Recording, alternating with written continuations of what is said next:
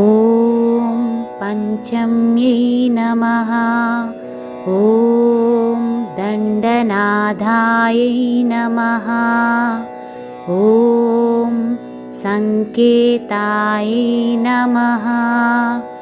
ॐ समयेश्वर्यै नमः।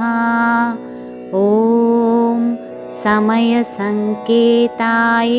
नमः। ॐ वाराह्यै नमः। ॐ पौत्रिण्यै नमः। ॐ शिवायै नमः। ॐ वार्ताళ్यै नमः। ॐ महासेनायै नमः।